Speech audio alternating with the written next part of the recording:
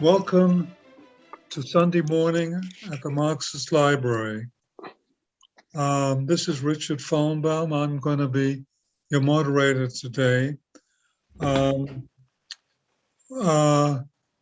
These sessions, weekly sessions, are sponsored and arranged by the ICSS,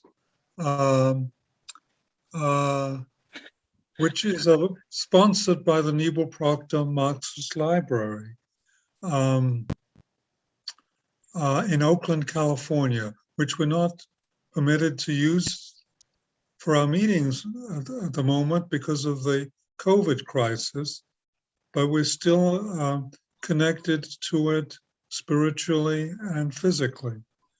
I'm going to go right into the program. The format is a little bit different today. We're going to have a panel. The panel will be discussing Lenin's interpretation and explication of Marx.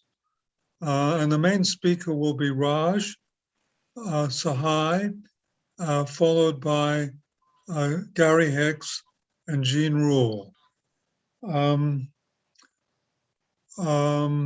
Raj, who many of you know, was an immigrant from India, but he's been in the United States for many years and a lifelong activist against war, imperialist war.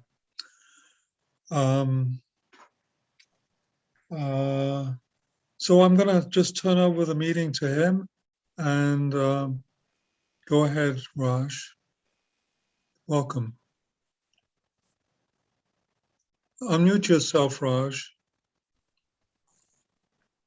Thank you, Richard. I'm happy to make this presentation.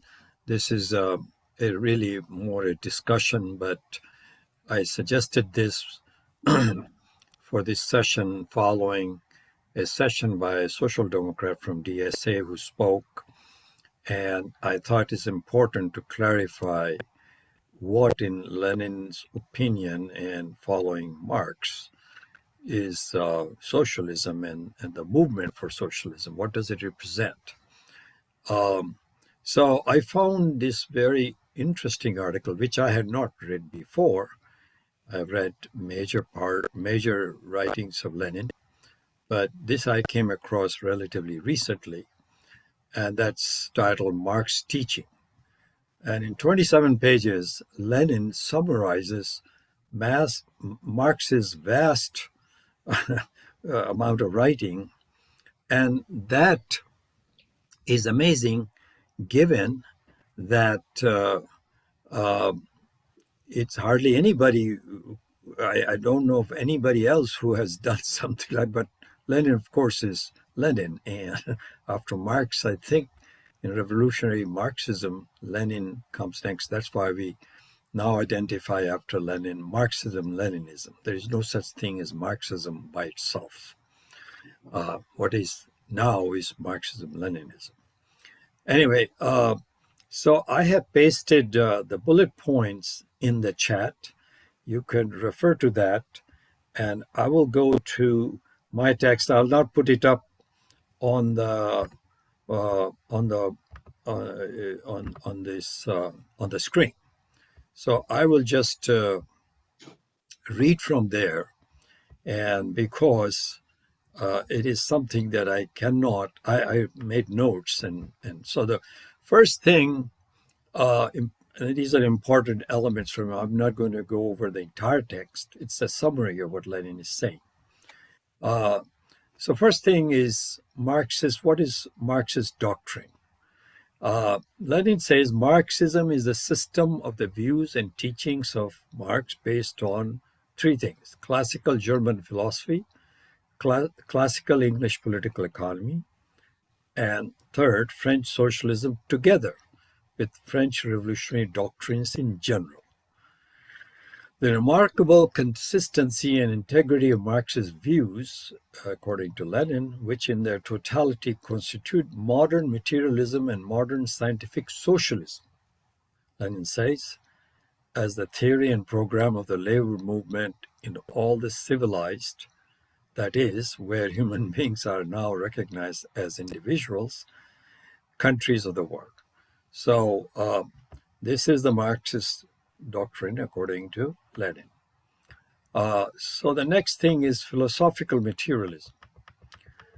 From 1844-45, when his views took shape, Marx was a materialist, in particular a follower of Ludwig Feuerbach, whose weak sides he even later considered to consist exclusively in the fact that his materialism lacked consistency and was not comprehensive enough. Marx regarded the historic and epoch-making importance of Feuerbach to be that he had resolutely broken away from the Hegelian idealism and had proclaimed materialism, which already in the 18th century, especially in France, had been a struggle not only against the existing political institutions and against religion and theology, but also against all metaphysics in the sense of intoxicated speculation as distinct from sober philosophy.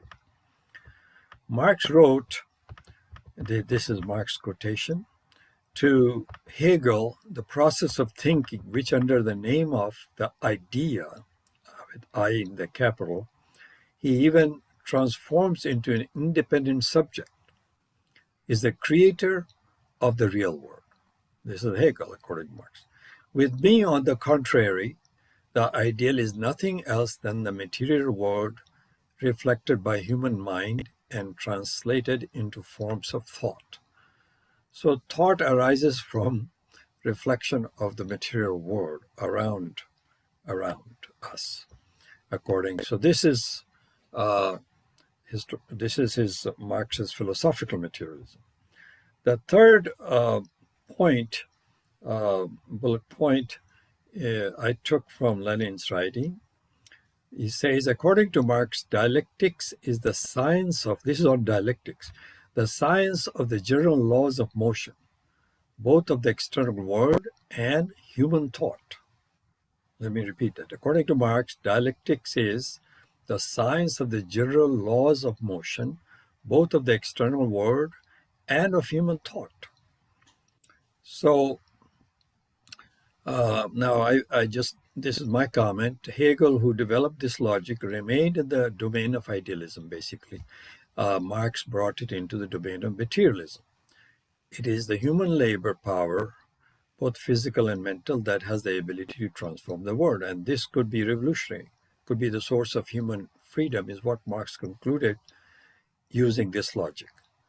Stalin called dialectical materialism, that is one that Marx developed, the language of the conscious working class. This is my comment, okay? Just not Lenin. I'm not quoting Lenin here. The next point that I noted from Lenin's writing on what Marx's teaching are the materialist conception of history. The mode of production of material life, here I'm quoting Lenin, conditions the social, political, and intellectual life process in general. It is not the consciousness of men that determines their being, but on the contrary, their social being that determines their consciousness. At a certain stage of their development, the material productive forces of society come in conflict with the existing relations of production, or in a legal expression of for the same, with the property relations within which they have been at work before, like private property in capitalism, right? Now, this is Lenin says teaching of Marx. From these forms of development of the productive forces, these relations turn into their fetters at certain stage. Okay, so while they were developing capitalism, private property in production, they become their fetter. Then begins an epoch of social revolution. With the change of the economic foundation, the entire immense superstructure is more or less rapidly transformed through the revolution. In considering such transformation, a distinction should always be made between the material transformation of the economic conditions of production, which can be determined with the precision of natural science, and the legal, political, religious, aesthetic, and philosophical, in short, ideological forms, in which men become conscious of this conflict and fight it out. All of this is Lenin summarizing Marx. So the next item that in Marx's teaching that Lenin describes in his essay is class struggle. The first point in that is the strivings of some of society's members conflict with the strivings of others. That social life is full of contradictions. That is, peace between classes is impossible. Second, history discloses a struggle between nations and societies as well as within nations and societies.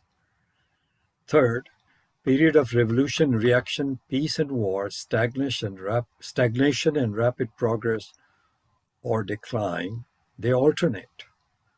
I think we are seeing that after the revolutions of the 20th century, then something else going on. That's my comment.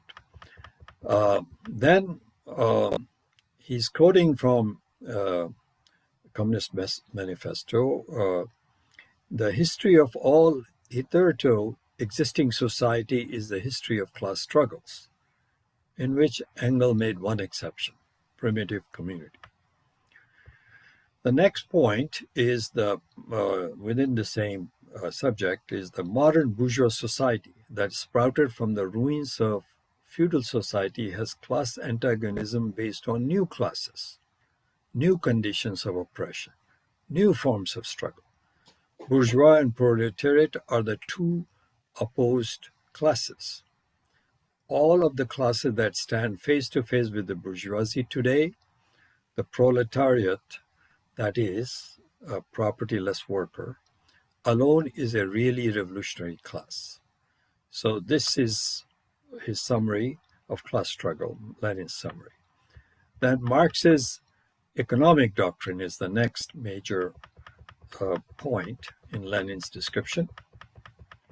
There, the surplus value, how CMC in pre-capitalist stage, where commodities are made, turns into MCM in capitalism. And then accumulation of capital. Now, this I like to read entire paragraph that Lenin wrote. New and important in the highest degree is Marx's analysis of the accumulation of capital, that is the transformation of a part of surplus value into capital.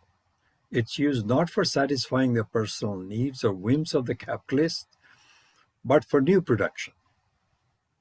Marx revealed the mistake of all earlier classical political economists from Adam Smith onwards, who assumed that the entire surplus value, which is transformed into capital, goes to form variable capital. In actual fact, it is divided into means of production and variable capital. Of tremendous importance to the process of development of capitalism and its transformation into socialism is the more rapid growth of the constant capital share of the total capital as compared with the variable capital share. This is Lenin saying on Marx's basically second volume. If you read Capital, second volume is where this comes up. And within the same economic doctrine of Marx, there are two other points: analysis of aggregate capital, average rate of profit, monopoly, the land monopoly, and as well as monopoly developing in capital. That's the stage Lenin said reached in his now very highly regarded essay, Imperialism, the highest stage of capitalism, which he wrote in, I think, 1916. So next big bullet points is the tactics of the class struggle of the proletariat. Okay, that's again teaching of Marx. The whole thing is teaching of Marx according to Lenin. So he's quoting from the Communist Manifesto.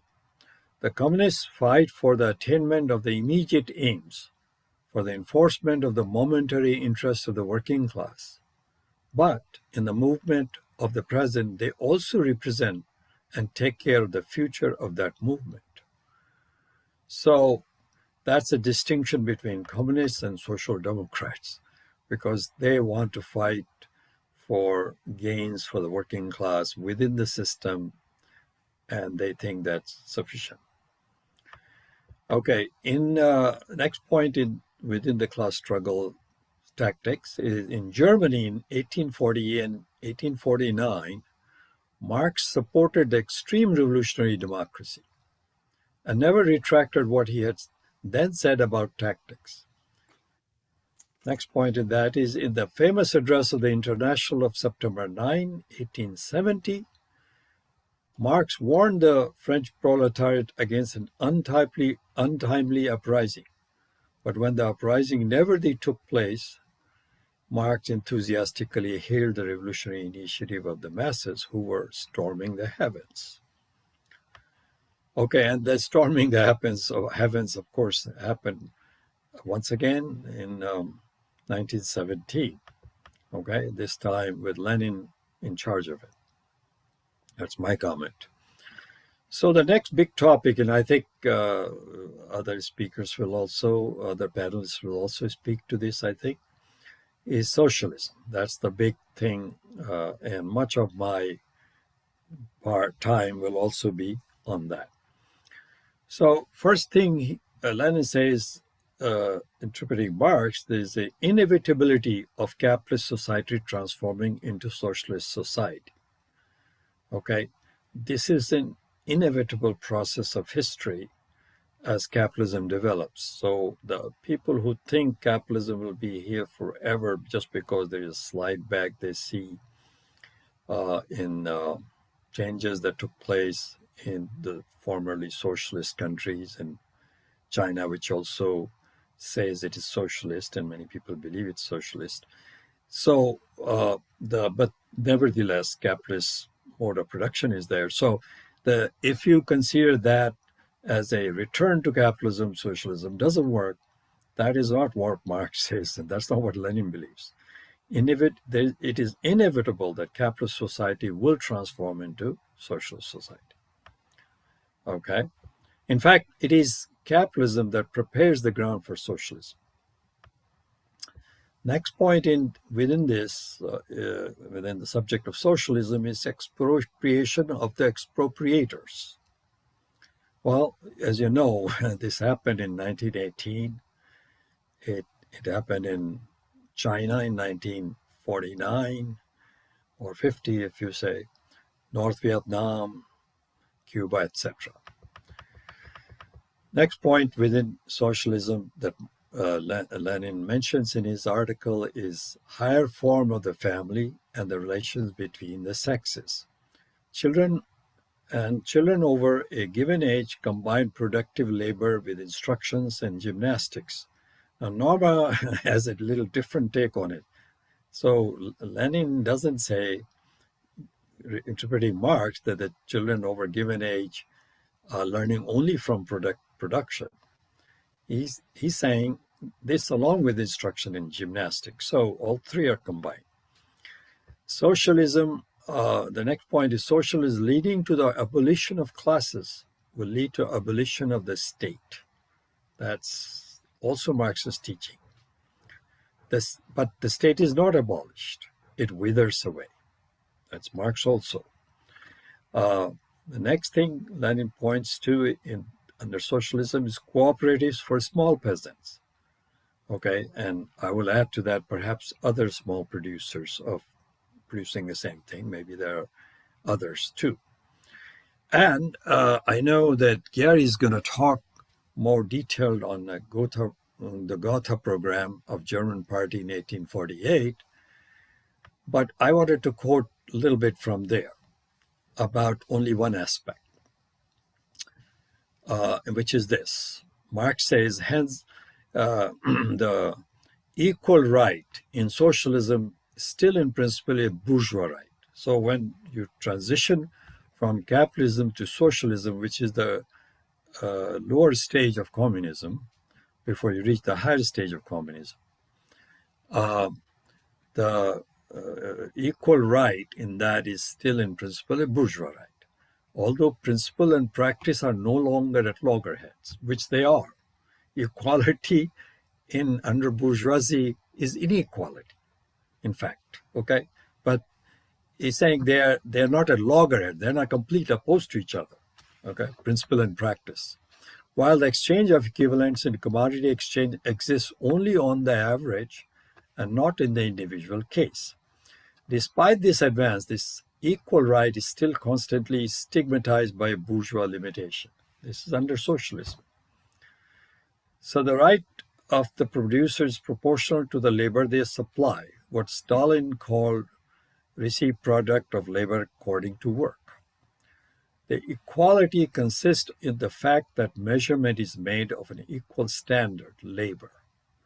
But one man is superior to another physically or mentally and supplies more labor in the same time. You can work faster, that is, or can labor for a longer time.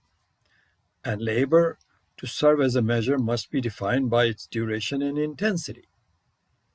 Otherwise, it ceases to be a standard of measurement. This equal right is an unequal right for unequal labor. It recognizes no class differences because everyone is only a worker like everyone else in socialism. This is all from Marx, a critique of the Gotha program. But it tacitly recognizes unequal individual endowment and thus productive capacity as a natural privilege. It is therefore a right of inequality in its content, like every right.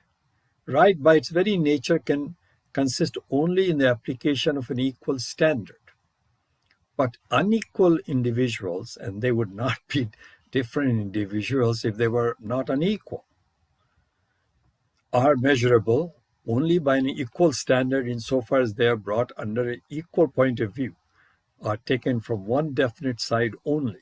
For instance, in the present case, are regarded only as workers and nothing more is seen in them, everything else being ignored. Further, one worker is married, another is not. One has more children than another, and so on and so forth. Thus, with an equal performance of labor, hence an equal in the social consumption fund, one will in fact receive more than another. One will be richer than another, and so on.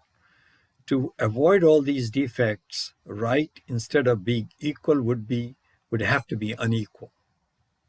But these defects are inevitable in the first phase of communist society, that is socialism, as it is when it has just emerged from prolonged birth pangs from capitalist society. Okay. Right can never be higher than economic structure of society. Another 5 minutes, Raj? Okay, I probably will need a little more time, so may I go up to 30 minutes? I'll try and rush it, but is it okay with Gene and Gary? Yeah, go ahead.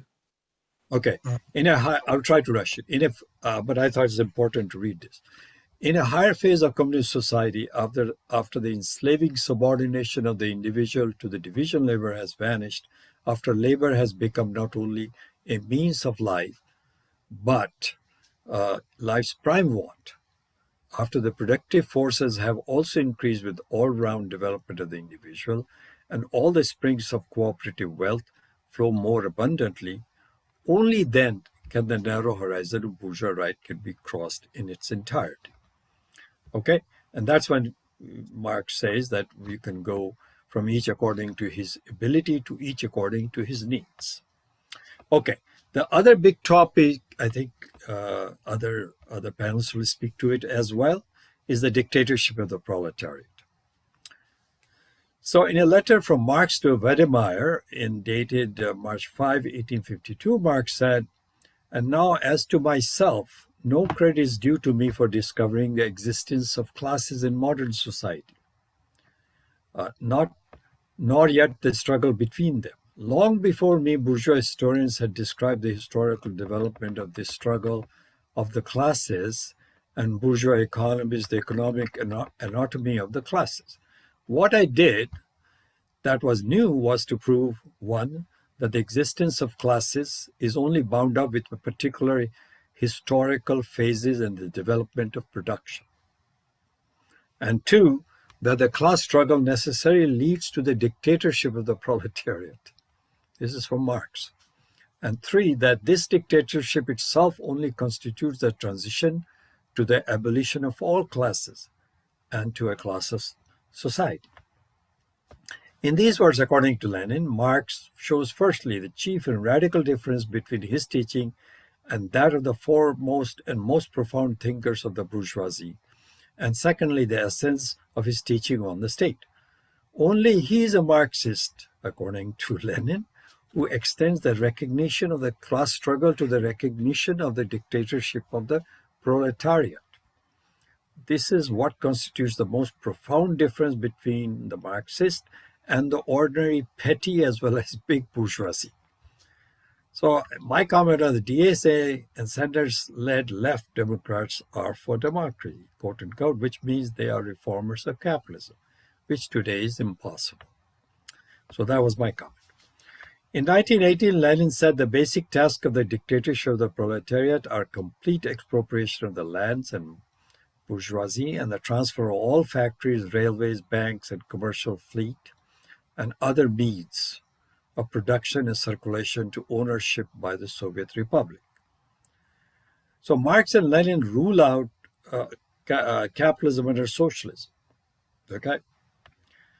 Second point is Lenin on socialization of land. Now I'm quoting Lenin. Gradual but steady transition to joint tillage and large-scale socialist agriculture. That is what Stalin carried out, in my opinion, 1928 onwards. Once again, Lenin, quoting Lenin now. In vulgar bourgeois view, this is from another essay of Lenin, okay? In vulgar bourgeois view, dictatorship and democracy are mutually exclusive. Not understanding the theory of class struggle, the bourgeois understands by dictatorship the annulment of all liberties and guarantees of democracy, arbitrariness of every kind, and every sort of abuse of power in a dictator's personal interest. That's what they accuse, bourgeoisie accused Stalin and all the communist leaders. Marx, but that's not true. So Lenin's writing, Marx wrote on September 14, 1848, after revolution, every provisional organization of the state requires a dictatorship, and an energetic dictatorship at that. What it means is that a provisional revolutionary government must act dictatorially, and that the task of such a dictatorship is to destroy the remnants of the old institutions. Then Lenin also says 1905 revolution. So this is separate from his writing. No, it's still in that. Okay. Major questions in the life of nations are settled only by force, according to Lenin. The reactionary classes themselves are usually the first resort to violence, to civil war. They are the first to place the bayonet on the agenda. It is precisely the slogan of dictatorship that the genuinely revolutionary class must advance in that case. Okay, and I'm coming to a close in a couple of minutes. So that's what, according to Lenin, the initiative by the people in Russia took in 1905. This is written right after 1905. So he said the seizure of political liberty by the people. And that wasn't a socialist revolution. That was a bourgeois revolution they attempted, right? Seizure of political liberty. It's exercised without any rights and laws, without any limitations. Creation of new organs of revolutionary authority, Soviets of workers, soldiers, railway workers, peasants, etc.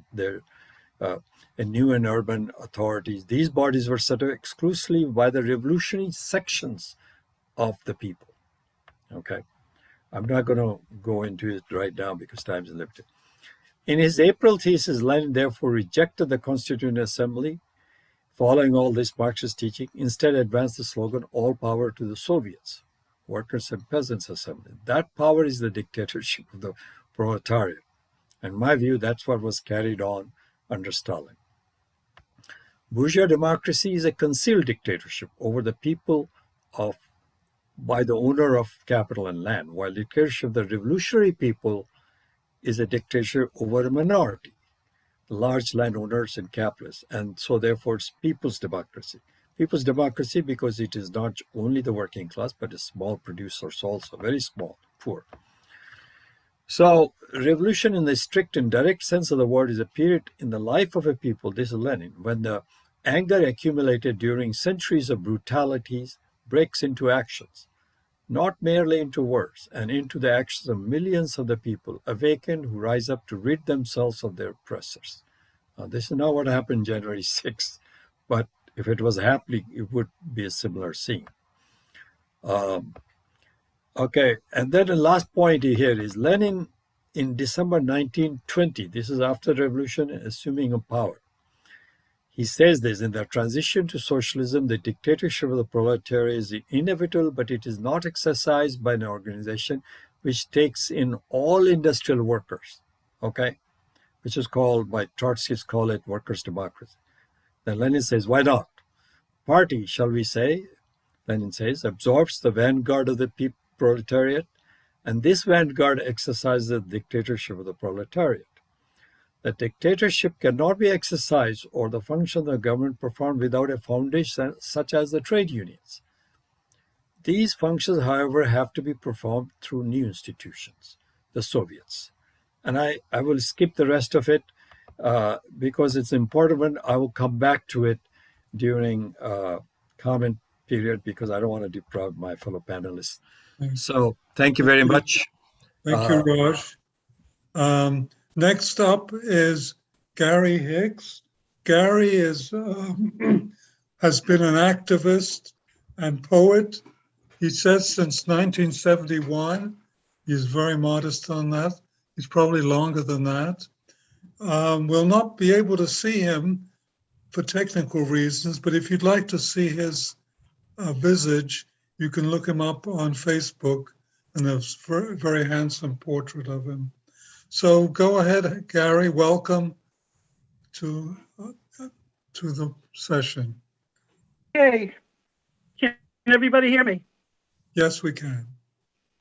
Okay. I just want to start out by saying that the name of my presentation is it's a hijack from Mao Zedong, and that is, without the party, the people have nothing. And the candidates looked around us, previous benefits and the social contract elements taken for granted since the New Deal have fallen asunder or are a shadow of their former selves. Unions slowly rebuilding their organizations, but much too slowly. Medical care and arrangements were already in a shambles before the pandemic, COVID-19 arrived. Infrastructure of the National Defense Cold War 1950s falling apart.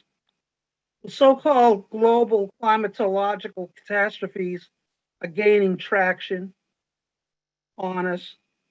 In all of these things, much was known way ahead of time of dreaded possibilities, and either nothing was done. Hold on a second. Or what was done in the name of maintaining profits and power. And as to any accountability, we have a court system whose very top is a throwback to the colonial period in race relation dynamics. The handmaiden's tale, generating gender equality, degenerating gender equality arrangements. We have a single party, the Capitalist Party, with its two factions, what the late Julian Bond called the parties of the shameless and the spineless. And we have police forces everywhere acting with complete impunity. And somehow we have critical masses of people who continue to think that this arrangement is theirs. And the reality is that the people have nothing and will continue to have nothing so long as we have a left in this country that is partyless, has little organizational infrastructure with teeth, is non-combative, and remains mortally afraid of developing, seizing, and holding power for our class, our people. As long as this reality continues to obtain, as long as we're confined to the vote and to demonstrations with rich sloganeering, then we, the people, will continue to have nothing. We need a party of the working class, a communist party not afraid to name itself as such, a party that without shame states its intention to consign the present capitalist order here and worldwide to the scrap heap of history, a party that is not based on anarchism and its family members, is not social democratic, is not forever to succumb to temptations to collaborate with the two-party dictatorship, no matter how nice some of their personalities are. We need a party with a clear mind, a strong will, and class-based honor. What Lenin called the mind, will, the honor of the working class. The mind. We need a party that not only thinks clearly, it must have a mind that is international in scope. We are not speaking here of a party whose mind got left in that parking lot labeled Northern/Western Europe 1848, or the United States from, say, 1865 to now. The history of our movement encompasses Asian, African, Latin American experiences and the women and men associated with that history. The will, we need a party that has the attitude that we must take power on behalf of our class, that nothing worth living for will come about if we don't understand that, unlike many of our ancestors and many of our contemporaries. We are playing for keeps. The price of not doing so is our extinction as a species. We want to live, all 6 or 7 or more billions of us. And finally, the honor. Finally, very simply, we live in a social order where we're taught to be less than what we're truly worth as human beings. Capitalism, imperialism, feudalism puts forth ideologies that do this to us. The task of rectifying this madness. These are some of my thoughts about what Lenin was trying to address when he wrote the encyclopedia article and the accompanying polemics of 1913, 1914 on the occasion of 30 years since the death of Karl Marx in 1883. That's all I have to say. Thank you, Gary. Very incisive. And now we pass on to Eugene Ruyle. Eugene Ruyle is an emeritus professor of anthropology at Long Beach State University. He, like Raj, has been active in ICSS for many years, probably at least 16 years, and is in fact our leader. Welcome, Eugene Ruyle. Oh, okay. Am I on here? You are. Okay, let me just see if I can get into my screen sharing. Share. Okay, we'll go back to the beginning. Okay, here we go. And I took a somewhat different tack than our comrades, and I very much appreciate Raj and Gary for going over some of these aspects. But I define myself as a scientific socialist. And I want to just start off with a quote from 1918 from the Messenger. It's a Black socialist magazine edited by Philip Randolph and Chandler Owen. And they said, "The Soviet is doubtless the most hated, the most loved, and the most misunderstood political institution in the world today. The people of Russia love it. The capitalists of all nations hate it. Most people don't understand it because the channels through which they get their information are controlled by its enemies, the capitalists." And he could be referring to right now, in my view. Okay, so I'll talk about socialism again and just a general overview, because for me, what is important about Lenin is not what he said, but actually what he did. And he transformed the world, as we all know. But I wanted to go over this because just as Darwin discovered the law of motion of biological evolution, so Marx discovered the law of evolution of human history. And in 1880, Engels published Socialism, Utopian and Scientific, explaining how socialism had been transformed from a utopia into a science.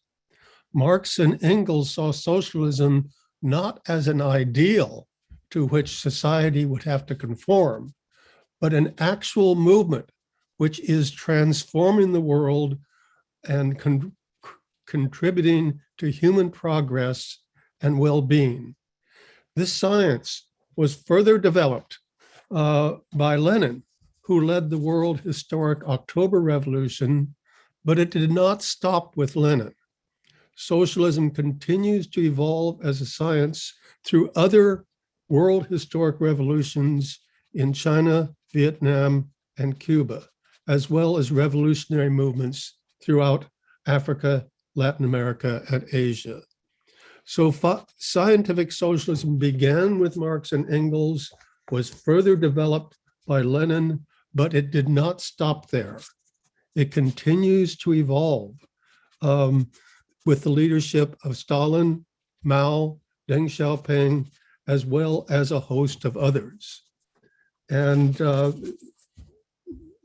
including Fidel, Che, Ho Chi Minh, Kwame Nkrumah, and Nkrumah and Frantz Fanon. The science of society continues to evolve. However, unfortunately, some of our comrades refuse to accept science and retreat back into idealism.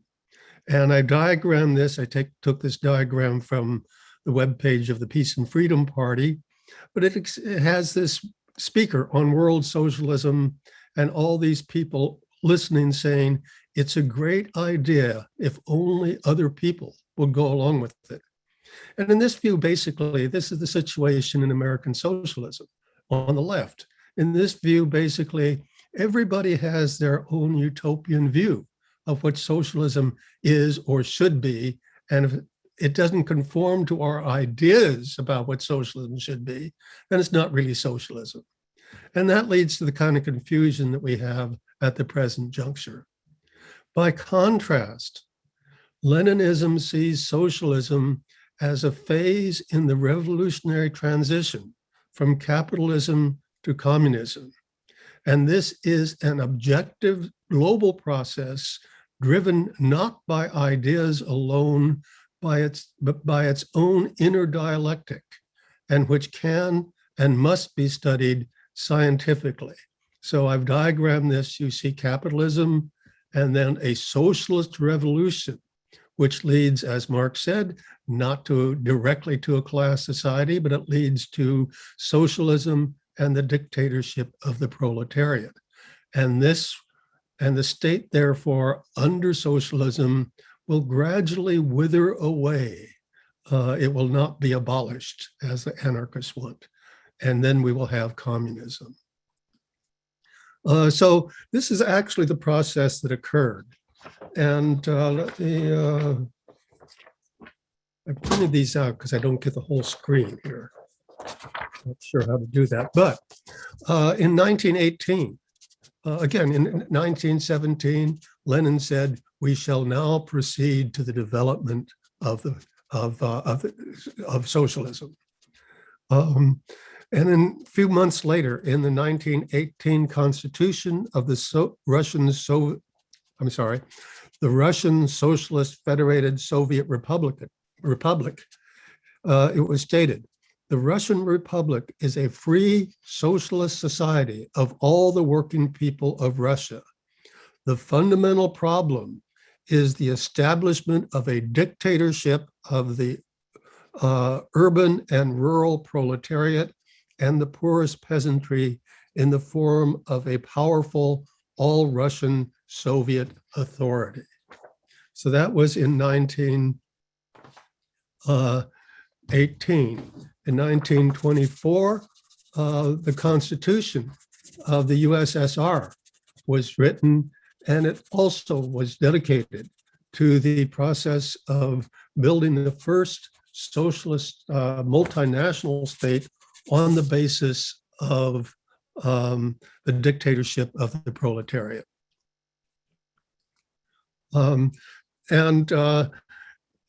After the People's Republic of China was established, its constitution continues to say that the People's Republic of China is a socialist state under or governed by the people's democratic dictatorship that is led by the working class and based on an alliance of workers and peasants, which in essence is the dictatorship of the proletariat. And this is pretty hardcore Leninism, and it's what comes out of China. It follows very closely the wording of the Soviet constitutions of 1918 and 1924. But then what is the dictatorship of the proletariat? And according to Lenin, and this is somewhat rearranged, but the words are all his. The dictatorship of the proletariat is a most determined and most ruthless war waged by the new class against a more powerful enemy, the bourgeoisie, whose resistance is increased tenfold by its overthrow. So again, this is Lenin's view is that, it's not a period of where everybody likes everybody and everybody's doing good stuff and things like that. It's a period of open, ruthless class warfare. After their first defeat, the overthrown exploiters who had never believed, never expected they would actually be overthrown, throw themselves into battle for recovery of their lost paradise with furious passion and hatred grown 100-fold. And we know that, as the Cuban Missile Crisis showed, the bourgeoisie is willing to destroy the world rather than to let communists take over. Accordingly, the dictatorship of the proletariat is a stubborn struggle, bloody and bloodless, violent and peaceful, military and economic, educational and administrative, against the forces and traditions of the old society. And later on in 1919, when he was speaking to the students at Smirnov University, he described the dictatorship not as, it's not as something they do brain surgery with a scalpel. He described it as a bludgeon. "We shall use this machine or bludgeon to destroy all exploitation. And when the possibility of exploitation no longer exists anywhere in the world, when there are no longer owners of land and owners of factories, and when there is no longer a situation in which some gorge while others starve. Only when the possibility of this no longer exists shall we consign this machine to the scrap heap. Then there will be no state and no exploitation. Such is the view of our Communist Party. And I'm sure Xi Jinping would agree with that. So again, this is the dictatorship of the proletariat as Lenin described it, but Lenin only saw about 5 years of the dictatorship of the proletariat. Following him, as Raj pointed out, we had Lenin, we had Stalin, we had Mao, Deng Xiaoping, and others. So I think that this is the actuality of what we should think of when we talk about the dictatorship of the proletariat, not a feel-good society, but a ruthless class war. And the Marx idea, many people say, well, what they really gave us was horrible. Everybody knows how bad things are in the were in the Soviet Union and are in China. And people say that, well, Marx would roll over in his grave if he were alive today. This idea is truly bizarre for anyone who has actually read and studied Marx, in particular his critique of the Gotha program. And I wanted to quote the British communist, Kenneth Neil Cameron. He wrote that, this is somewhat paraphrased, Marx would have regarded these deficiencies in general, what we see in both China, Russia, Cuba, elsewhere, as inevitable consequences of a society which shortly emerged from capitalism, feudalism, and a century of humiliation at the hands of the imperialists, and existing in a still dominantly capitalist and imperialist world, intent on the destruction of any society that dares to insist on self-determination. Accordingly,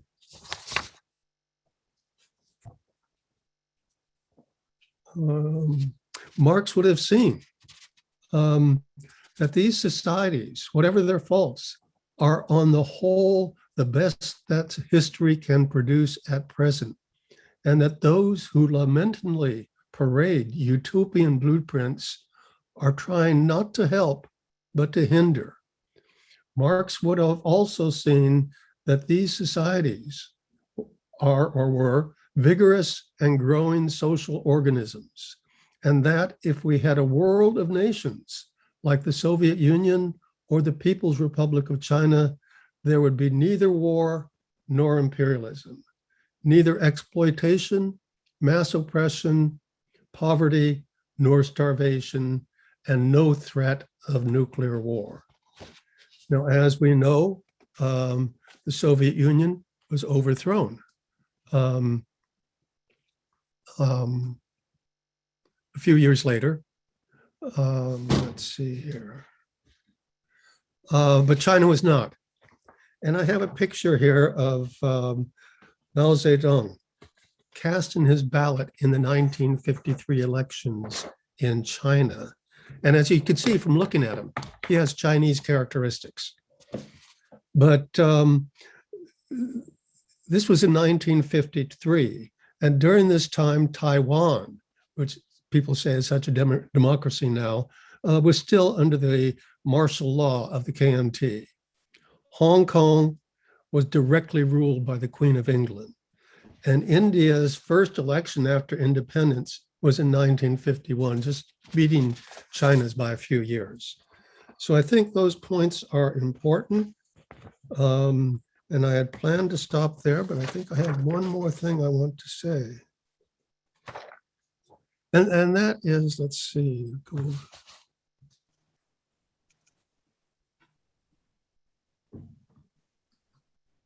Yeah, I want to talk a little bit about, again, this is kind of, we look at this in the abstract and we see it on a global basis, but I think we also need to understand the historical and geographical limits of socialism / the dictatorship of the proletariat.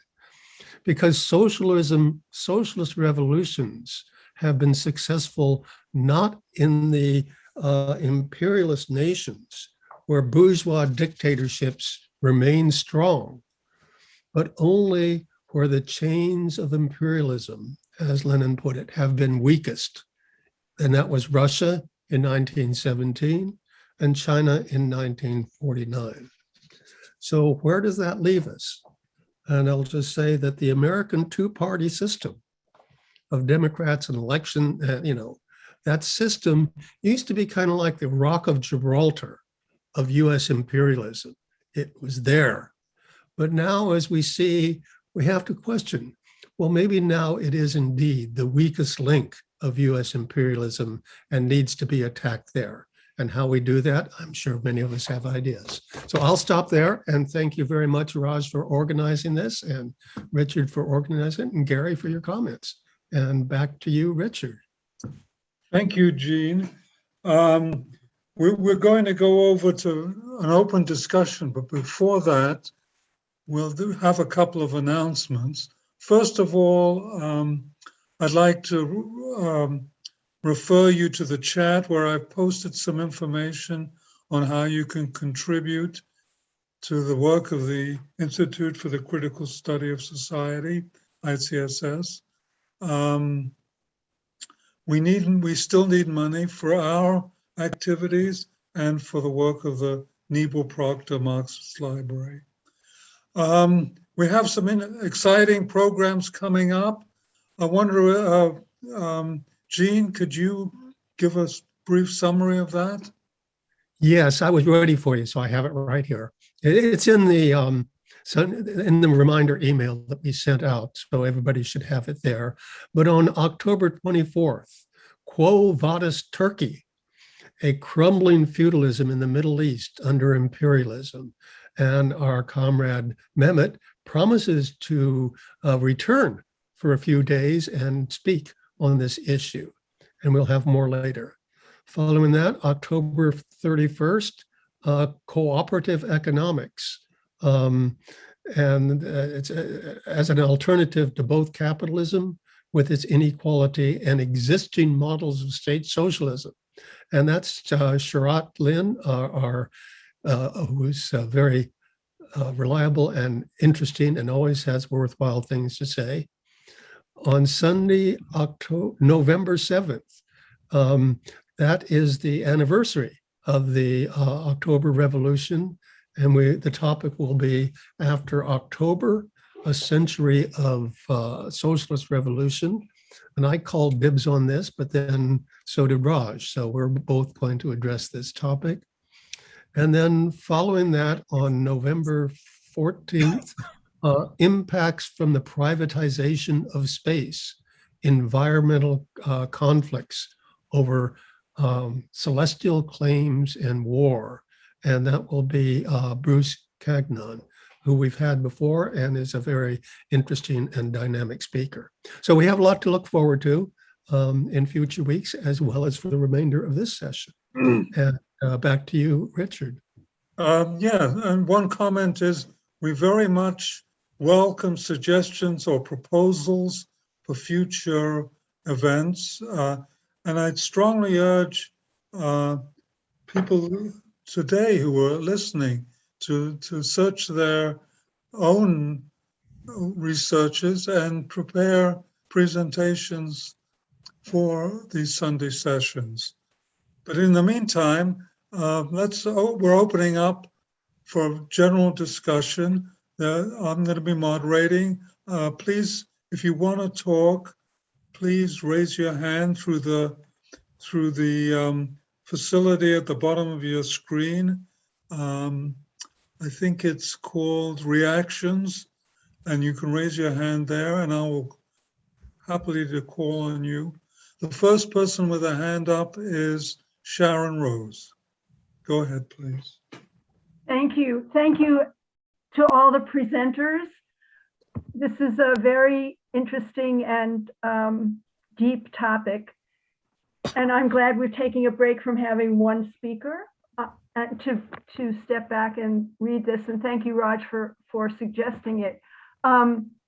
I just want to underscore what Gary said.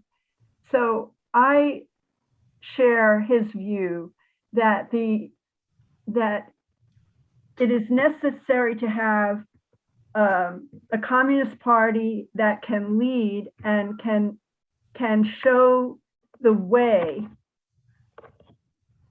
It was once translated to me from Farsi, which has lots of extra words compared to English. The way of the path of the workers is what my friend said is needed for the party to show. The party is a party of a new type, as Lenin talked about, is what's needed to be able to show the way at any given stage. And so my favorite part of this reading is toward the end, where under the title of Tactics of the Class Struggle of the Proletariat, in which Lenin points to what Marx said about at every stage, what is needed is a dialectical understanding of the present conditions of the working class. And what he's talking about is the international working class. And so in our time, we have many, many, many, many people who want to say what they think is the present conditions of the international working class. And all of that is chaotic, but still interesting. The point about having a party is that those ideas can be filtered and discussed, and the party can lead around the correct analysis. Without the party, all we have is a lot of noise, as far as I'm concerned. Although some of the noise is interesting. And I particularly like what Lenin says, points to two things that Marx talked about, two ways in which Marx talked about the correct, figuring out the correct tactics. One quote is from Poverty of Philosophy, and the other is what he said in the Communist Manifesto. And so I urge people to think about it in those terms. What is the dialectical and historical understanding of the present conditions of the international working class and the contradictions among or between the different elements of our international class? That's all I wanted to say right now. Thank you, Sharon. There is no hands up right now. If anybody else would like to speak. Raj, do you have your hand up? I'll just briefly say to what Gary said and Sharon is that when we talk about international working class, American working class is also part of it. And although in all imperialist countries, the United States is the most powerful imperialist country, now in terrible decline, in my opinion, the working class was, as Lenin said, corrupted. And because they had enormous amount of profits coming, they're still coming, but less and less being shared because the organization of workers has been squashed. So I think the very rise of the phenomena in which Trump got so much support, even though it's a right-wing effort, but a lot of people who are attracted to him is because they're absolutely disgusted at the way the system is stealing from them. And the certainly lower half, or maybe 2/3, they can see that they're sliding down. And young people know that they have very little future in the system. So the question really becomes is how to reach the disaffected people now, because they partly propaganda, partly mistakes. And here I have to disagree a little bit with Gene because he thinks it's kind of like we're moving towards socialism. There's no discontinuity or there's no pullback. I think that's part of the confusion is that whether rightly or wrongly, it is projected that 20th century socialism was a failure, and that the China had to adopt to capitalist mode of production in order to survive as a communist-led country, which they call Chinese socialism. So I think this is the time when there's a lot of confusion, but people in the United States are very disaffected from the system. And the challenge is really how to get them and not let them go into social democracy, which really is basically is going to take them nowhere. Okay. I wonder if anybody has a reaction to that, especially Gary and Jean. Do you want to? Norma has her hand up, I believe. Oh, yes. Go ahead, Norma. I don't mind him doing the good thing about asking for responses to what was just said, if anybody wants to do that. What was I going to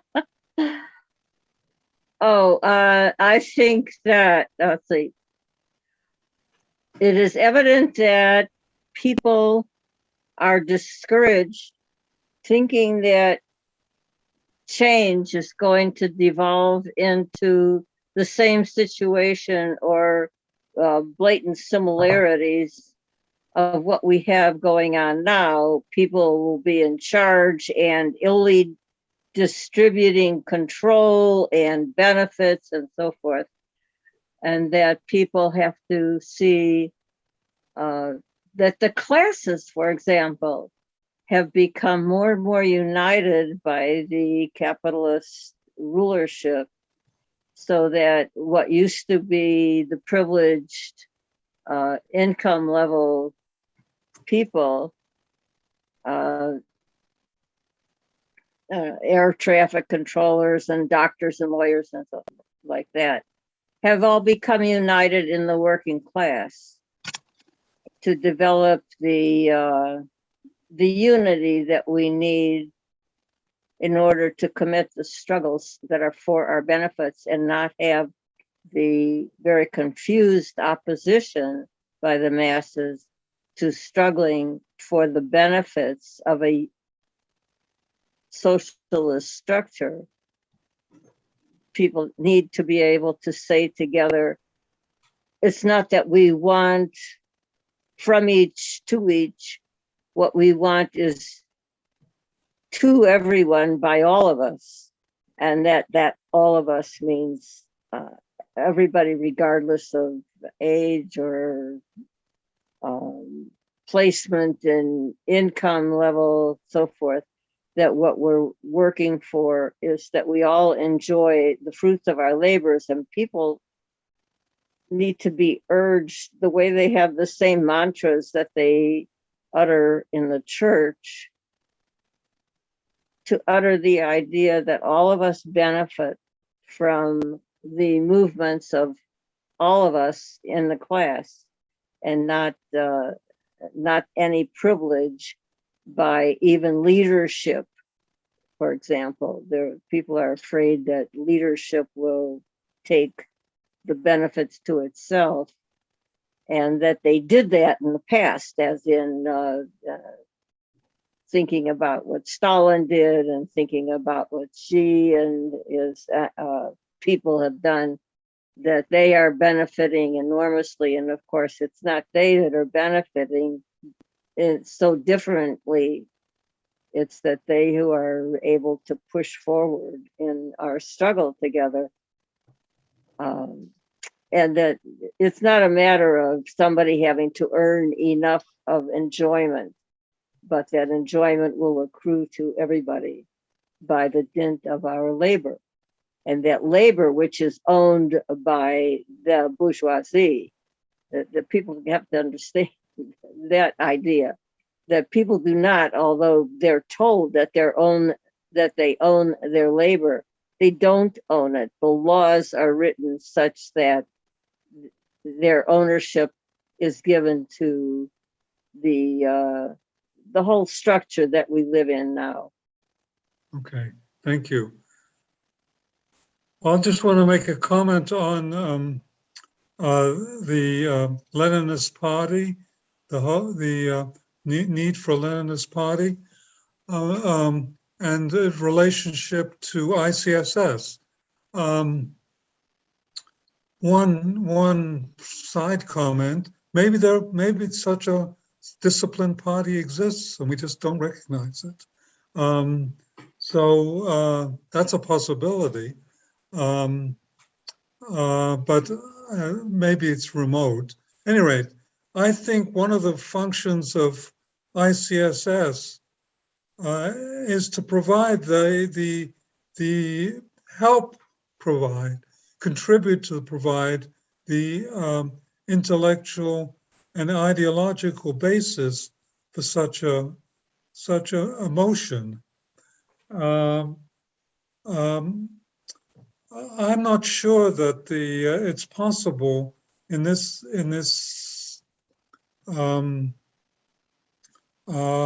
society at this time to achieve a disciplined, authoritative party in the way that the Russian Social Democratic Labor Party did in pre-revolutionary Russia, and the Communist Party in post-revolutionary Soviet Union achieved. So we're going to have to figure out how to proceed in the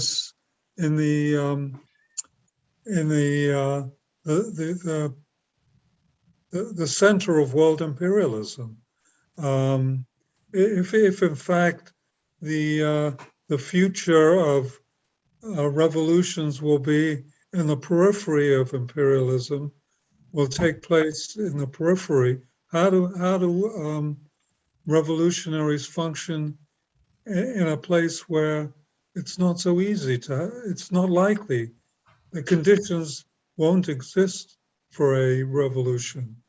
On the other hand, we have to be ready for a revolutionary situation, even in this country. A revolutionary situation may occur, and we have to be ready at the same time, which means to take state power. So, at any rate, that's a couple of random comments. Norma has her hand up, or maybe it's left up from before, but I'm offering anybody else to speak first. Gene's got his hand up again too. Oh, Jeannie, yes. Gene, go ahead. Okay, I threw my hand up again, and I'll always have something to say. But first of all, for reasons of full disclosure, there are two political parties that I support financially here in the United States. One is the Communist Party, of course. Although I am not a member of the Communist Party, never have been, they're worthy of support, and they're worthy of support because they are working class Marxist party, and they don't bash particularly China or the Soviet Union. They recognize the importance of internationalism, which many of our Trotskyist parties do not. And one of our speakers is the one I'm referring to there. Socialist Action, I think. And also then the Party for Socialism and Liberation, who many of us are very close to.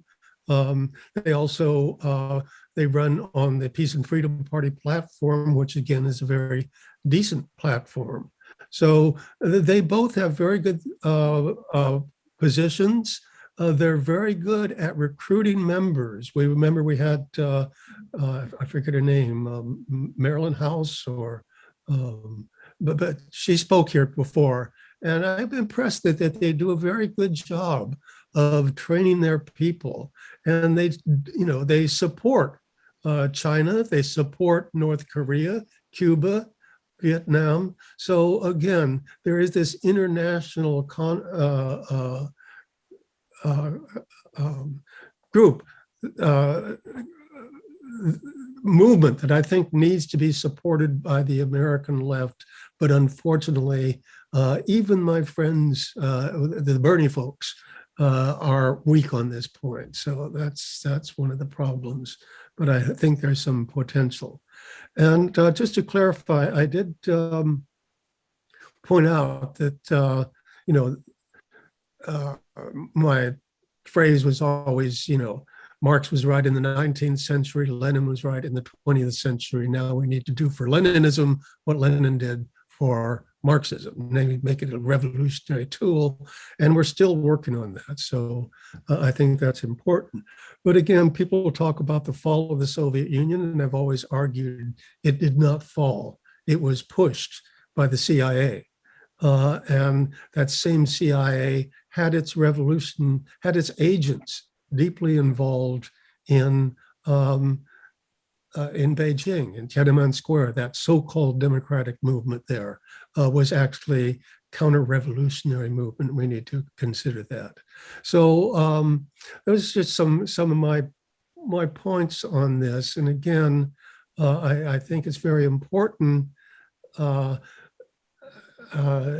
to support that movement of the Squad and other people who are the only ones who are raising any really important issues. The Bernie people are raising these issues, and they're doing so within the party. So, but again, we need to see how things develop and how the dialectic moves. Thank you. Next speaker is Raj, followed by Norma. Okay, thanks. I think one of the confusion today is by the model that China and Vietnam has adopted. Because clearly, as I pointed out, Lenin following Marx both agree that you expropriate the capitalist.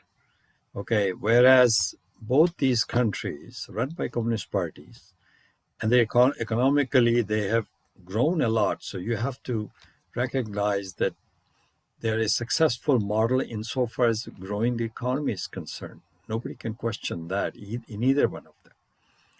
But the point is that it goes against what Marx and Lenin said can be done under socialism. In other words, socialism is expropriation of the capitalist class. Because if it is a dictatorship of the proletariat, let's say Vietnam or China, then it would mean that the proletariat is the poorest, means they are the workers without anything else. They have to go to work, which is the case with most people, even in the United States. But these are the most, they have nothing to lose. So therefore, they are potentially the most revolutionary. But they can't be seduced by material gains. And that's what happened to working class in the United States. So if you were to believe socialism can have capitalism run by Communist Party, you have to believe, and the workers like it. That means the workers are saying, exploit me, I like it. Now, getting a job is, I agree, workers want a job to do. And having no job is worse than having a job in which you're exploited, because you have a basis of surviving, right, through work. So as long as you could have gain in your standard of living, a working class is accepting it. And this was shown by British workers, about whom Engels wrote about the American workers, which I saw after I came here, and substantially, although there were revolutionary workers in both places, but by and large, this was, so as long as the workers are having, if they can put a roof over their head, can have food and have a job, they accept the system. It's only under the extreme circumstances when, as Lenin said, they cannot live like they used to be able to live, and the ruling class cannot rule like they used to be able, then the condition of revolution arises. For that, I agree with Gary, who says only a communist party can lead it, but the confusion lies in the ideology. So you have to confront the ideology. Were Marx and Lenin wrong? Can capitalism be under socialism? Maybe they were wrong, but then you have to say it. You cannot say it, oh, it's continuously socialism, even when you have very large amount of sector of society production has become capitalist production. Just because you're able to take more out of it, because that's what social democracy is. Social democracy tax the more. Sorry. Okay, that's it. Yeah, thank you. Okay, Norma. I've been reading some material that indicates that in Europe and Russia, there have been centuries of communal behavior. Of course, it's been eradicated the same way it gets eradicated here in this country. Any efforts to create communal structure, which are apparently here much less vast. European communal behavior included the land that people were living on, which is a very significant difference, but and very significant behavior, that people were able to be communal even for brief times about their production and distribution. So I think that I shouldn't preface that by I think. That contributed to, for example, the Russian Revolution. People were accessible to unification of communal efforts. And I like to remind people that, which everybody knows, the capitalists in China, for example, and I guess Vietnam, I haven't seen that much about Vietnam, but I've seen a little. The capitalists, and it's a quote around capitalists, do not run the country.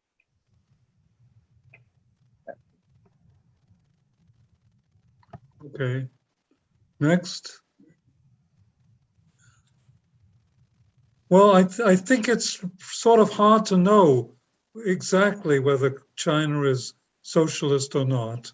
It's hard to know, and you can't just refer to Lenin and Marx quotations to determine it, to make the measurement. You know, I think both the United States, the USSR and China were and still are weaker relative to imperialism. And so it's necessary for them to maneuver in a world system, within a world system of imperialism. China, the Soviet Union did not allow any private ownership. Nevertheless, it was destroyed. It didn't save them. And I think we have to understand why. What happened after World War II, when the Soviet Union was seemingly at the height of its power? What changed? And I don't think it was simply internal matters. You know. Gary on stack. Okay, you're next, Gary. Thanks for reminding us. Well, we'll talk about that. I'd like to talk about it later, but I think China has made a brilliant maneuver to protect itself and to advance its national prosperity and security under the leadership of the Communist Party of China. At any rate, I recognize Gary. Okay, a couple of things. First of all, Richard, Yes. there was private property in the Soviet Union. It was the dachas owned by the small working class folks that have been around for quite a while. That's one thing. Secondly, most of the housing in Czechoslovakia was privately owned during that period. And I'm sure there are other examples of privatization of things that were needed, but I'm not going to get there right now. the point I want to make now is we hear a lot about our opinions about China, our opinions, our argumentations about the Soviet Union, our argumentations about Vietnam and Cuba and so forth.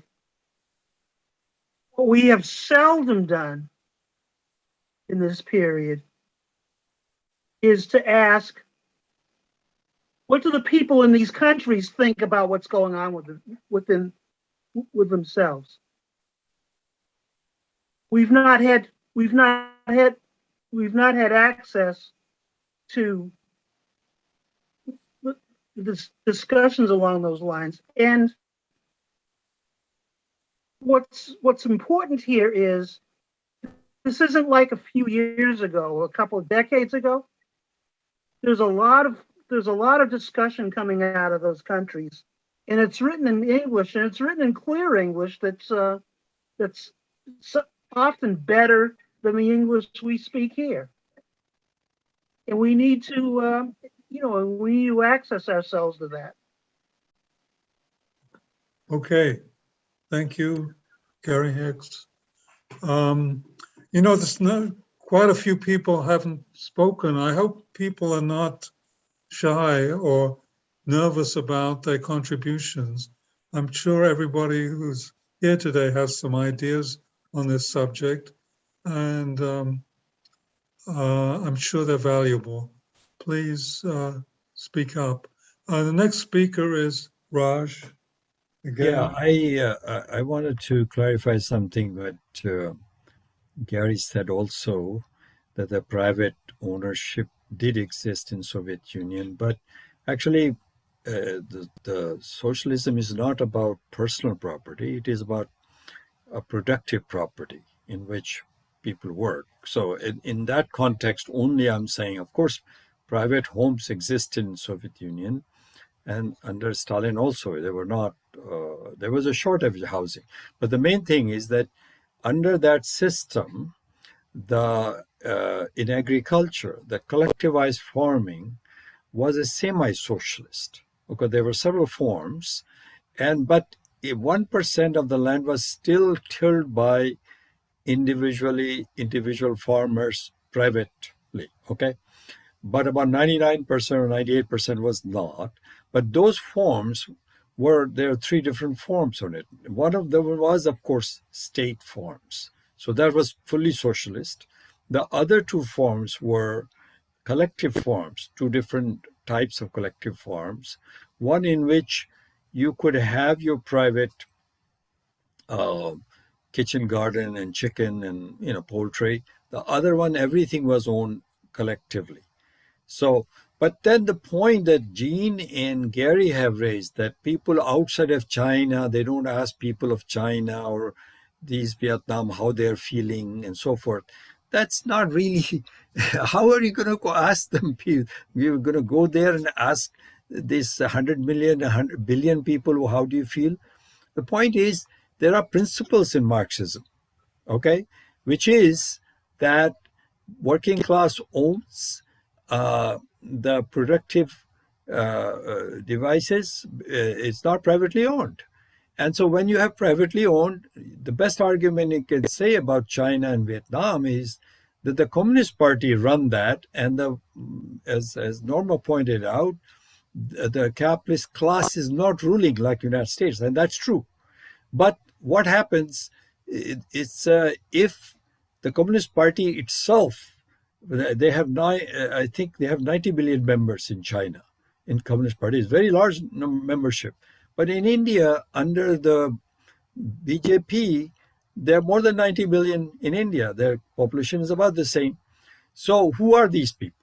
If they were the proletarians, then the proletarian party controlling their leadership would direct them. And if they say that we want capitalism for the time being, for development, productive forces, that would be okay. Now, is that true? I don't think so, but I don't know for sure. I don't want to make a definitive comment on that. But the fact is, the productive forces theory, which was also advanced in Soviet Union was opposed by Stalin. And he died soon thereafter, but Khrushchev advanced it. But because the United States wanted to crush it, they encircled it, and then an internal contradiction of how their system resulted in its overthrow. In Raj, China, all I said, yeah, all, go all I ahead. said, Yeah, all I Gary, you said can was, come back. Just let me, I'll take a 10 Yeah. second. So I think this issue is open. I don't think China should be declared as a capitalist country. On the other hand, I'm saying the contradiction of capitalism and the socialism in China are very glaring now. And how is it going to be resolved is an interesting question. okay, but all I was saying earlier was that there's accessibility to discussions that are going on in China and the other socialist states. That many of those discussions are available in English. And given our wonderful or less than wonderful forms of technology across this planet, those things can be had and looked at, and one can judge for oneself. But what we have to get away from is people living in the United States, for example, or people living in the European Union, for example, making judgments based on what goes on in Europe or in the United States as distinguished from what goes on in the countries under discussion. And if we can't do that, we're not going to have the communications that are necessary in order to do the things you're talking about. Okay. I'd like to add something on here. Gene has told us frequently, apparently not enough, that the CIA, well, however I'm rephrasing it, the CIA overthrew communism in the Soviet Union. And I knew it when it was going on because I knew that that's who was doing things even 50 years ago, 40 years ago. There was another data that has come up. Oh yeah, Afghanistan. The CIA, by arming funding the Mujahideen, overthrew, quote, communism in Afghanistan, and that's why this 50 years of war in Afghanistan has been going on. It wasn't just 20 years that is admitted to. Okay. Gene, you're next. Yeah, I just want to, first of all, Gary is correct. I mean, in terms of people who don't know what's going on in China, there's really no excuse for it if you're really interested in, because there are abundant sources of information on this from the, first of all, the English language press in China. CTGN, China Daily, others have abundant information. And there's also a bunch of expatriates that live in China or have lived in China and do all kinds of YouTube things. So there's a lot of information that comes out quite clearly, as A. Philip Randolph said back in 1918 about the Soviets. The Russians love it. And the evidence is abundantly clear that the Chinese love their Communist Party because they know that it was the Communist Party that liberated them. But the other thing I wanted to say on this was that if you look at both the Russian Revolution and the Chinese Revolution, these may be periods we like to read about and say, oh yeah, they did so forth, but they were hell to live it through. I mean, people were being murdered, there was revolution, people were being shot, people were starving to death in both the Russian and Chinese Revolution. And I would not wish this on my grandchildren or anything, to live through a period like this. And also in both cases, when the Bolsheviks or the Chinese took power, they did so in the face of a real fascist threat. There was Kolchak threatening to invade or take over Petrograd. And people said that if the Bolsheviks had not acted, then our word for fascism would be in Russian, not Italian. And again, in China, you had Chiang Kai-shek, out and out fascist. And it was the Communist Party that liberated us from that. So I just want to say that I hope it's not necessary for us to go through a process that the Russians and Chinese and Vietnamese and North Koreans had to go through. And I hope that there is another way, but we need to keep talking about it and exploring those things. So at any rate, I'll stop there, but come back when. Okay, next You're right. I'm going to call on Raj, but I'm going to warn people that if you haven't spoken, I'm going to start calling on you. People like Julianne, Alan, Dev, Karen, Amy, Nina, and Rich Johnson. So get your remarks prepared. Right after Raj, I'm going to pick on some. Whatever you have to say something. Okay. What go about ahead. Richard? Yeah.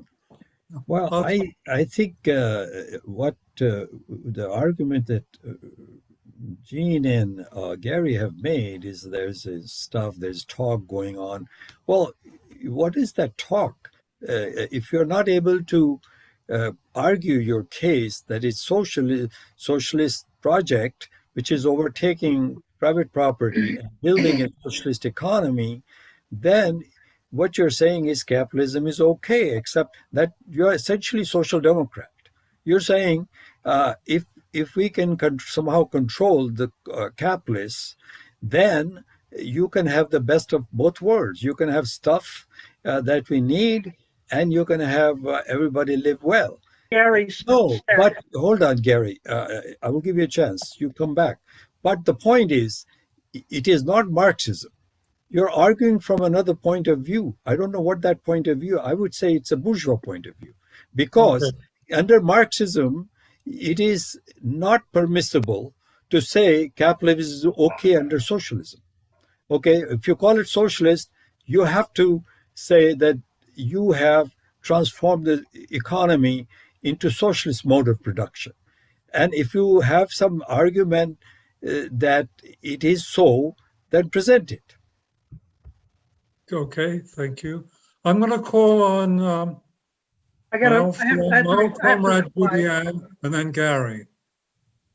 I need to reply. Did you call on me? Not yet. Okay. Not yet, Mama.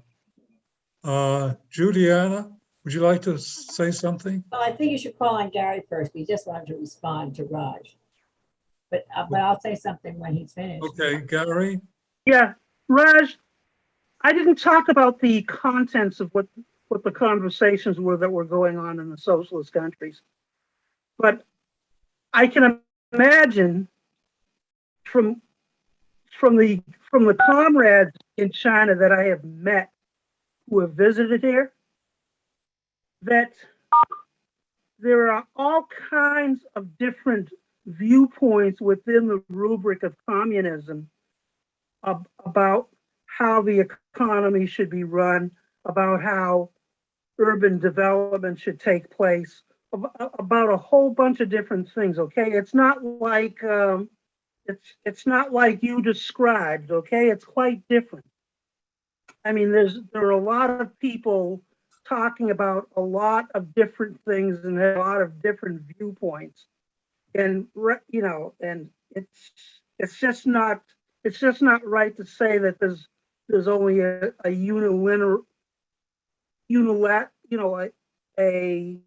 single way of discussing things. Okay, I'll recognize Julianne. Okay. And there's another person with their hand up. You see that? Go ahead, Julianne. And then Rich. Okay. I had no intentions of speaking because I never think of myself as being all that tied up in all the intricacies. I just know the capitalist system is crap for most people. And I try to remind people who I've met who are not in the Communist Party or in any kind of, no, maybe some of them are in DSA, some of them PSL, but that it's not, when they're going on about some individual person and how horrible they are, that it's almost a waste of breath, because it's not that person. That person is doing precisely what capitalism would have them do. Oh, do they want to do it with a nicer looking way of saying it? The whole system stinks. At the same time, I have no problem with the fact that the trade unions pushed for, free public education, or that there be, decent wages for those people who are working for somebody. But the somebody didn't have the right to super exploit you just because it gave them some more money to exploit something else. That was not okay. And so I don't mind that kind of struggle. But even with those people, there does need to be literature or friendships or something official that comes out that puts it in context, that it's because we're living in capitalism. It's because we are living one of, if not the most imperialist country in the world, that these things are happening here. And please, everybody, look at everywhere else. Lots of people say to me, well, it's enough for me to try to deal with what's happening here. I can't think about what's happening everywhere else. But what is happening everywhere else in the world is a picture of what the capitalists who rule this country, whether they're Democratic or Republicans, are doing all over the world. It's not separated from it, really. I think we've been getting more of a discussion about that, not so much in Africa as in South America and the immigrants coming here. But we need to be doing that with Africa too. Talking about what is happening there that is reflective of what we, us, our government, our taxes, our things are going to do and why in the rest of the world. So that's all I have to say. But thank you, Marx and Lenin, for starting the discussion very much. Thank you, Judy Ann, for your contribution. Next, I'm going to call from on the telephone, area code 510-338-2841. That's Richard. That's Rich. Okay. Yeah. Sorry. Thank you. And thanks for your call, even I'm hesitating. So what did I want to add to this? Well, for one, if I can say this quickly, it's not really what I want to talk about, but I think we have a problem the way we think and talk about time going by. In other words, 150 years ago, 100 years ago, whatever. The Russian Revolution or Marx's writings and things like that. So, time is a human construct. The whole idea of watches and clocks and calendars and all that stuff. There's a type of a world calendar based on our sun and all that, but you don't need a clock to figure it out. But actually, we get kind of stuck in this thing with time. Now, so I'm specifically talking about China and especially, but also Russia. I think it fits, and that is that we tend to think in day to day, week to week. We don't even have a 5-year plan. At least the Russians have that, and the Chinese have that. So I think the 5-year plans are important. if you want to read something about China, that there's plenty of data, plenty of discussion about, plenty of articles about it. Like Gary's been saying, there's a lot written about it. You can find it in English. And I think people tend, I don't know too many people that follow too closely when Xi Jinping comes out with this big statement. It's kind of like he does it every year or so, or however often. And he sort of, it's kind of in abstract language a little bit. It's easy to just set it aside and say it sounds like a bunch of propaganda, but no, I think he's saying what the party has decided at that point recently, over the last few years. He means what he's saying, and you can actually kind of get it right from there. It's abstract, but you can go look for the data, to back it up if you want. It's there. And I go along with Gary here and say there's a lot of conversation going on in China, and we don't hear a lot of it, and a lot of it isn't put into English. So there's a way more going on than we think is going on because we're not talking to people that speak English or we speak Chinese, so we can get an ongoing conversation to get a better idea with people that are in the system somewhere, wherever they're working or whatever, however they're living, whichever part of 1.4 billion people they are, what part of the country. It's different all over the country. It's like around 30 or so, I call them provinces, whatever you call them, states, we would call them states. It's a quarter of the people in the world. And the big thing that's important for me is that in one way you could say the Chinese have not had, without what they're doing right now, the luxury of going through capitalism. Right. That sounds great. That sounds good, right? Okay, so what I mean by is,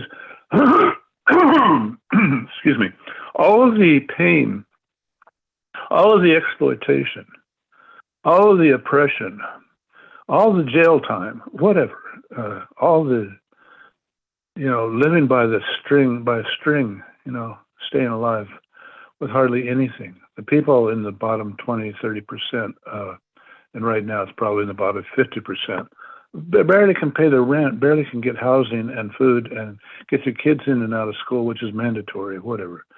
So I'm just saying that all of this that revolutionary capitalism imposes on us as it takes over from feudalism, early days, it's revolutionary. It's changing things so fast that you can hardly see it happening, the Industrial Revolution, everything else. So, and spreading around the world, being able to go around the world, quickly in a plane or with our communications. So China has come from before 1949, from 1905 to 1949 in that process, and after the British and opium control of China for 100 years would beat it back, in one of the most advanced societies, beat it back into just a bunch of addicts, almost completely ruined. And now here they come pushing forward, trying to get back to where they were and be contributing to, and I think they are. But they're doing it in a strange way. It's off-putting, it's in Raj's words, it's off-putting. We want to go by the book, we know that Marx and Lenin and Engels and Mao and all these people wrote the book, but in China, they are in the process, with the help of a bunch of capitalists that they're letting do their work, producing a lot of, they're doing a strange way of going through the process of capitalism because they're already in a way past capitalism. So how do they develop, how do they train, educate, experience, how does the proletariat become the proletariat? Through capitalism. Well, we sort of skip that stage in a way.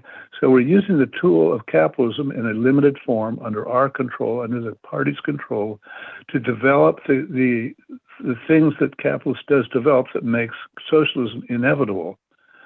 Proletariat, the conflict between the proletariat and the bourgeoisie, the internal contradictions of capitalism that will, like someone said earlier, a few minutes ago in the early moments of this session today, that socialism, I think Lenin said socialism is inevitable because capitalism will disintegrate internally. Its contradictions internally will tear it apart. Okay, now we could have fascism. long enough for what's left of the capitalists paying off the people they trained to be fascists to destroy us. Don't deal with climate change. It could destroy human race and a lot of other living forms with it.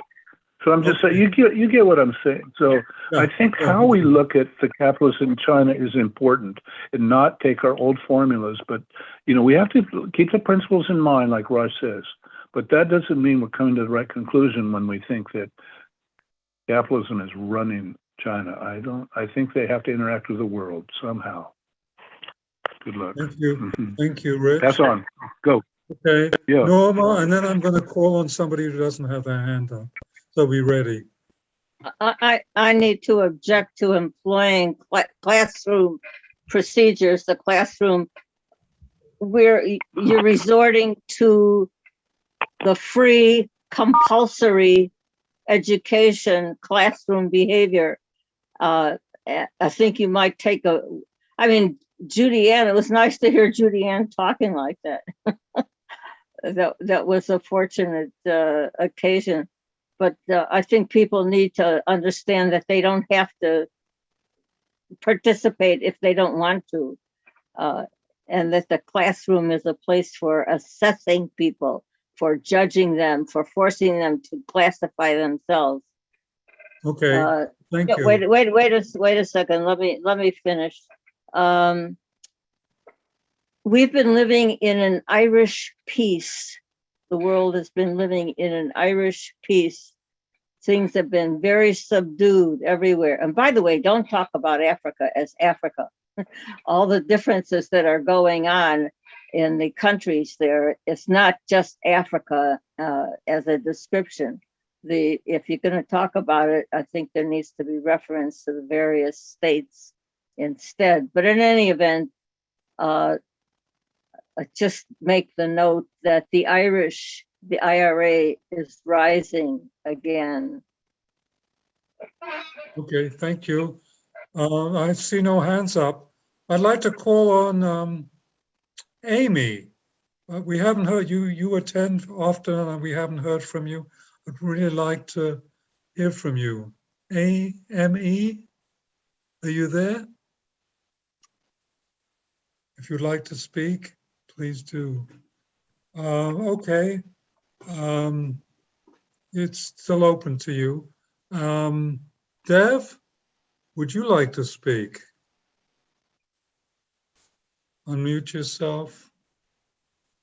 Okay. All right.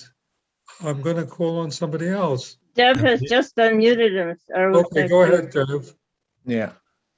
And you can also start your video if you want.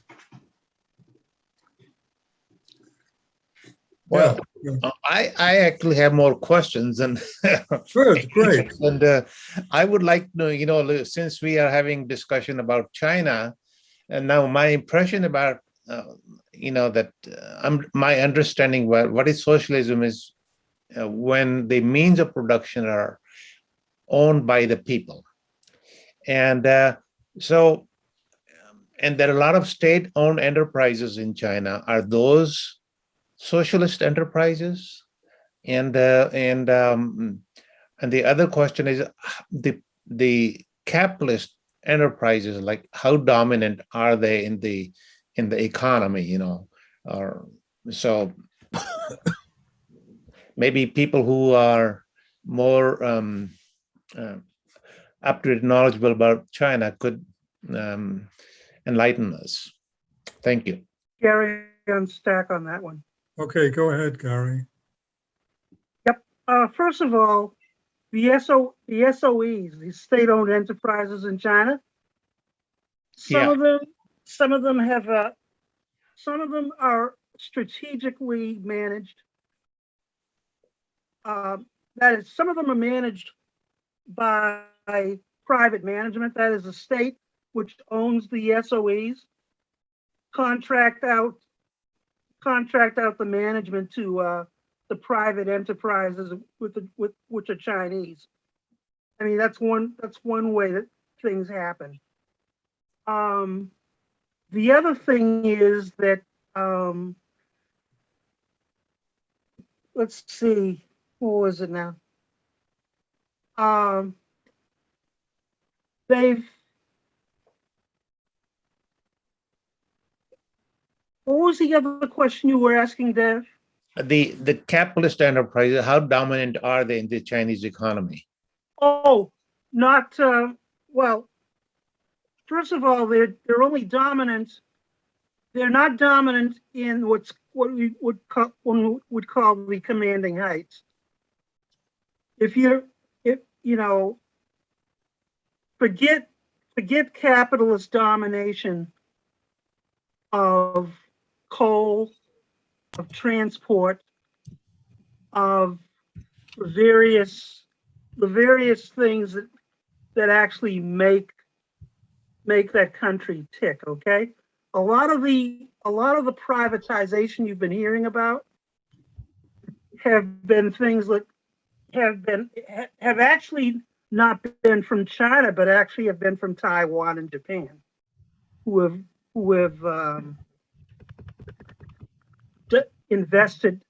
done foreign investment in China, and primarily along the coastal regions.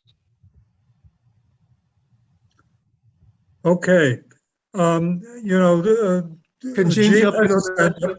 Gene has his hand up, and Gene, you'll be the last speaker in this portion.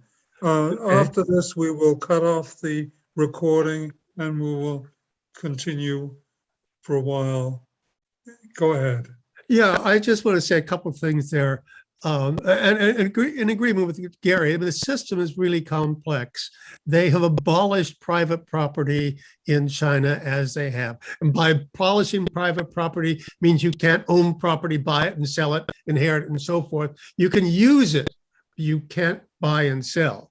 But that doesn't mean they don't figure out ways to buy and sell. If they've bought an apartment, they kind of own that apartment, and then they can make an individual agreement to sell it to somebody else, but sell the lease to somebody else. And I think a lot of that crap goes on in New York with rent-controlled apartments and so forth also. So the Chinese aren't unique in that way.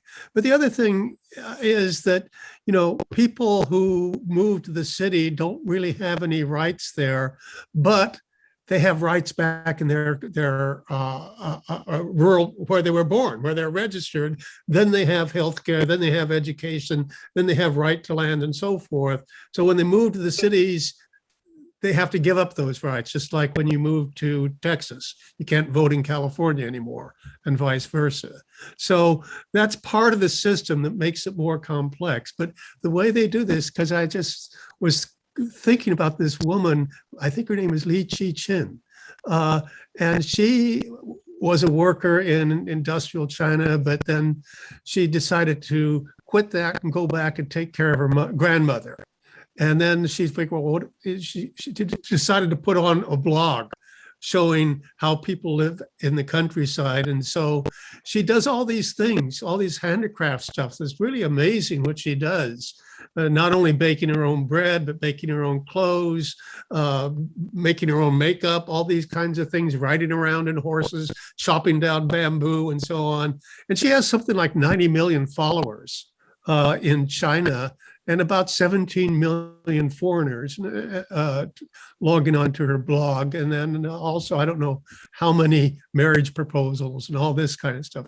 There's a lot of individuality on the way people manage their lives. And there's this grandmother that apparently, you know, the women were liberated in 1949, but she grew up, you know, her father ruled her.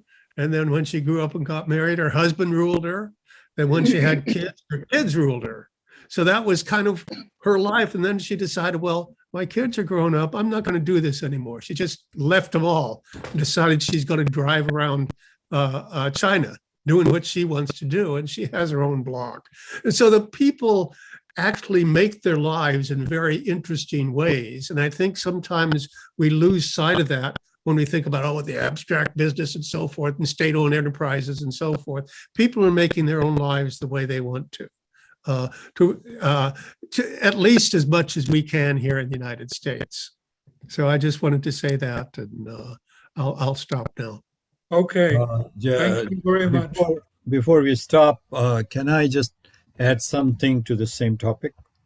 Okay, go ahead. Yeah, I think the property laws have been changing in China.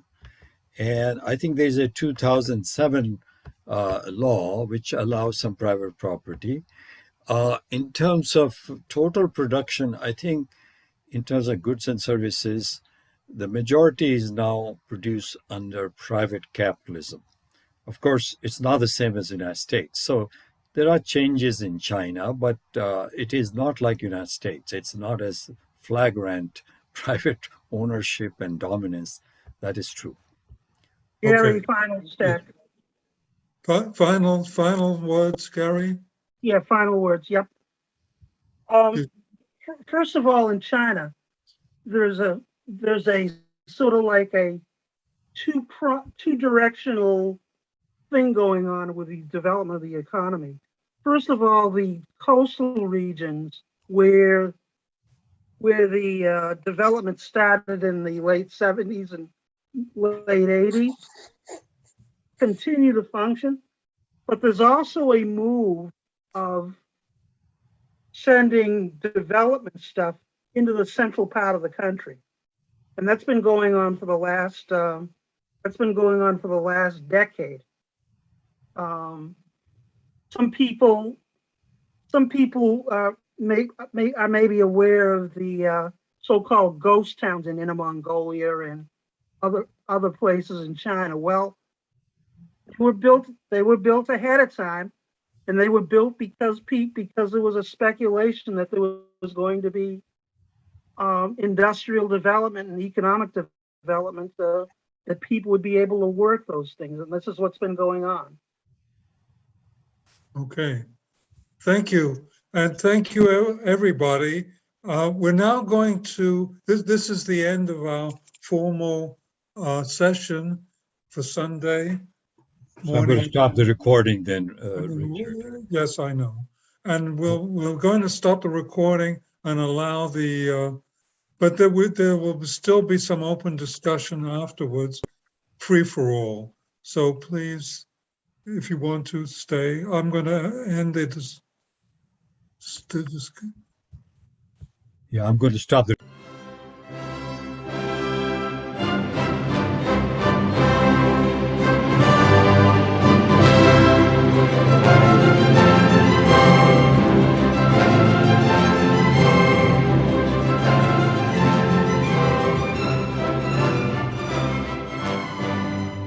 Institute for the Critical Study of Society at the Niebuhr Proctor Marxist Library receives no corporate funding, nor do we have any paid staff. We rely on the support of working class folks that share our commitment to the socialist legacy of Karl Marx. We continue to need funds to meet necessary expenses. Since we can no longer pass the hat at our in-person forums, please send contributions to our treasurer, either online via PayPal or by check. The PayPal ID is ICSS Sunday, SUNDAY, @yahoo.com, and the name is Richard Fallenbaum. And checks may be made out to Richard Fallenbaum and sent to him at 1225 Nielsen Street, Berkeley, California, 94706. Fallenbaum is spelled Fallenbaum. To donate directly to the Marxist Library, send a check to the Niebuhr Proctor Marxist Library at 6501 Telegraph Avenue, Oakland, California, 94609, or directly or donate online at www.paypal.me/npml. For information, write to npml at marxistlibr.org, and the website is Marxist, LIBR.org.